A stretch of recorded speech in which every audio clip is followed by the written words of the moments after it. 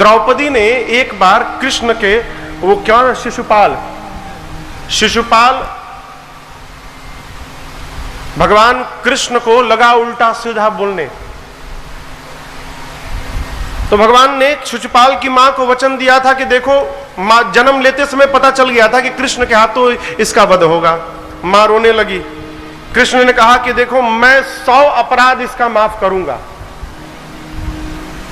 लेकिन 100 के बाद 101 होगा, फिर मैं नहीं माफ करूंगा। कृष्ण को लगा अब शब्द सुनाने। भगवान मुस्कुराते रहे, और जैसे 100 पूर्ण भया, कृष्ण ने रोका, सावधान, अब आगे मत बोलना।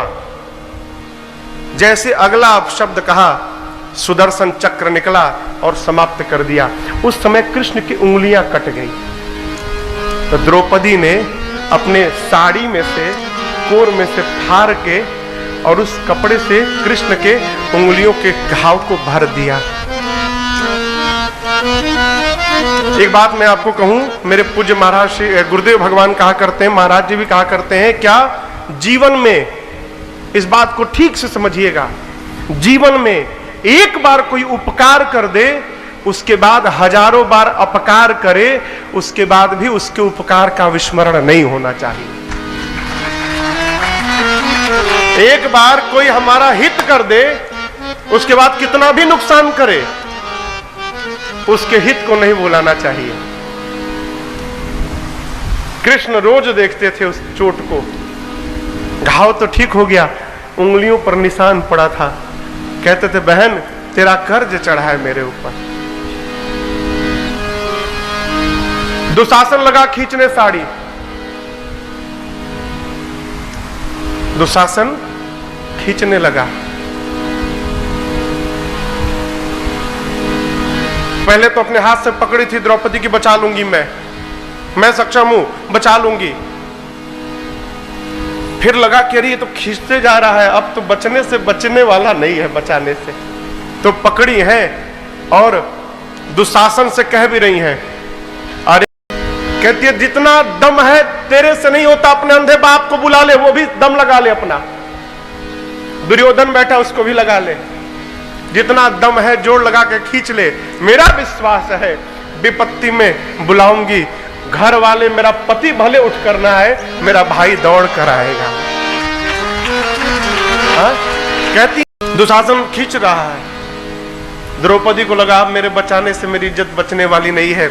जिस हाथों से साड़ी को पकड़ा था, हाथ से साड़ी को छोड़कर और हाथ ऊपर उठाकर कह दिया, कन्हैया मैं तो बचा भाई, अब तुमको बचाना है तो तुम बचा लो। कहती है, गाढ़े मने विपत्ति होता है, गाढ़े मने विपत्ति। द्रौपदी ने कहा, आज विपत्ति में भूल गए तो याद रखना, आज नहीं ये राखी चल गया। पहले बहने श्रावण प्रारंभ होने के पहले ताल में जरई बोर देती थी, तो 1 महीना बीतते बीतते सावन के अंत में पूर्णिमा के दिन, जिस दिन रक्षाबंधन होता है, उस दिन जरई इतना बड़ा हो जाता था। उसी ताल से उस जरई को निकाल के अब बहनें भाई के कलाई पर राखी बांधा करती थी।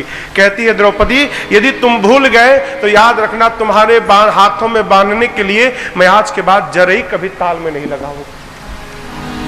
खिचड़ी लेकर आओगे, सड़ी जाएगा, लेकिन खोल कर देखोगे नहीं कि मेरा भाई क्या लेके आया है।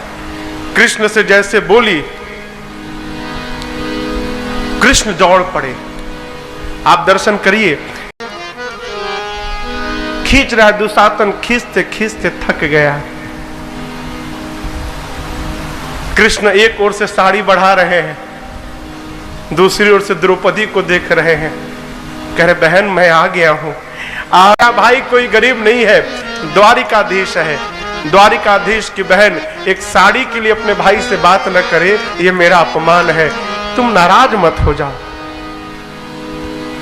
कृष्ण कहते हैं, तुमने जो साड़ी फाड़ कर अपने भाई के उंगलियों पर बांधा, उस उपकार का जो ब्याज है, उस ब्याज में ही मैं तुम्हारी लज्जा बचा दूंगा।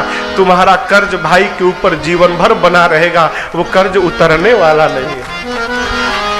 ये क्या है? प्रेम है। प्रेम को प्रमाण की आवश्यकता नहीं होती।